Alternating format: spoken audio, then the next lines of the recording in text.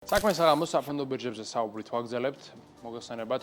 Wall Street-ის საფონდო ბირჟა ემზადება ძალიან მნიშვნელოვანი გადაწყვეტილებისათვის, რომელიც თბილისის დროის 10 საათზე იქნება ცნობილი და ეს უკავშირდება, რა თქმა უნდა, Fed-ის გადაწყვეტილებას, რომელიც ავარაუდოთ რეფინანსირების განაკვეთს დატოვებს უცვლად, მაგრამ ამაზე მნიშვნელოვანი იქნება ის განცხადება, რომელსაც გაავრცელებს უწყების ხელმძღვანელი ჯერომ პაუელი. ამ ყველაფრის ფონზე, როგორც ხედავთ, დიდად საინტერესო ტენდენცია არ აგვაქვს Wall Street-ის საფონდო ბირჟაზე. S&P 500-ის შემთხვევაში გვაქვს მცირედი შემცირება 0.31%-ია კორექცია, Nasdaq-თან მიმართებით ვარდნა არის 0.63%, Dow Jones-თან მიმართებით კი ცვლილება არის მინიმალური, მოკლედ შეგვიძლია ვთქვათ, რომ ინვესტორები სულ მოუთველად ელოდებიან ჯერომ პაუელის განცხადებას. გადავინაცვლოთ ევროპაში, სადაც ვითარება შედარებით უკეთესია, 600 სიმსხვილეს კომპანიის საერთო კაპიტალიზაცია არის გაზრდილი 9%-ით, Nikkei-ის შემთხვევაში, იაპონურ ინდექსზე გვაქვს საუბარი და გვაქვს 1%, შანხაის ინდექსის შემთხვევაში კი ცვლილება არის ფაქტობრივად 0-ის ტოლი.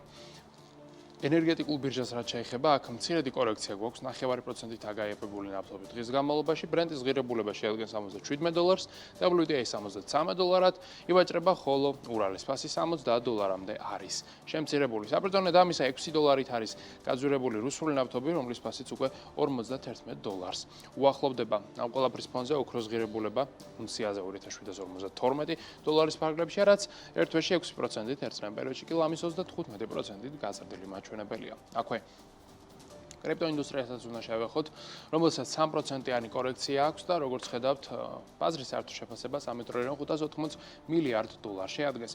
ბიტკოინის ფასი $103,000-იანი ნიშნულს უახლოვდება, ეთერიუმი კი $300 ივაჭრება. კაპიტალიზაცია ამ ყველაფრის ფონზე ბიტკოინისა გვაქვს $2 ტრილიონი, ეთერიუმის კი $373 მილიარდი.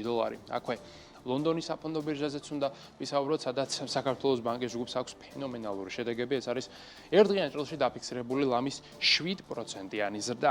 TBC-საც მინდა გითხრათ, რომ ძალიან კარგი შედეგი აქვს დღეს, ატება არის ამ შემთხვევაში 5%. ჩვენს ეროვნულ ვალუტას რაც შეეხება, მისი კურსი დოლართან მიმართებით ამჟამად არის 2.87. ევროს გასვლელი კურსი არის 2.99, ანუ მცირედი გამყარება გვაქვს აქ და სტერლინგის გასვლელი კურსი 3.57 და ბოლოს ორედი სიტყვა უნდა ვთქვათ ლარჯ ინვესტორების შესაძლებლობაზე, რომელსაც Foresight Investment Group-ი გვთავაზობს. არის Foresight-ის არის ფონდი, რომელიც საშუალებას გაძლევს თანხავ განათავსოთ ფონდში და ამით მიიღოთ ფინანსური სარგებელი, რომლის მოცულობა წლიურად სტანდარტულად შეადგენს დაახლოებით 8.5%, ხოლო თუ კი ანგარიზე 50,000 ლარზე მეტი გაქვთ, მაშინ უკვე სარგებლის მოცულობა წლიურად აღწევს დაახლოებით 10%. ეს სარგებელი გერიცხებათ ყოველდღიურად, ხოლო თანხის გატანა, მისი მოცულობის გაზრდა ან შემცირება შეგიძლიათ ასევე ყოველდღიურად შეზღუდვების გარეშე. თავად Foresight Investment Group-ი კი საქართველოს ეროვნული ბანკის მიერ რეგულირებული საინვესტიციო კომპანია.